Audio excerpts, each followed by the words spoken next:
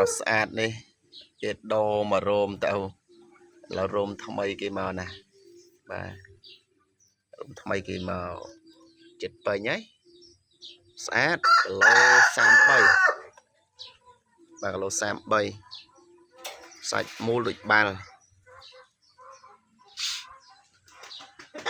ចិត្តបានចូលទ្រុងប្រកាសវិញណាសម្រាប់2ខែចង់3ខែដូរខោអាវហ្នឹងសម្រាប់ចង់3ខែ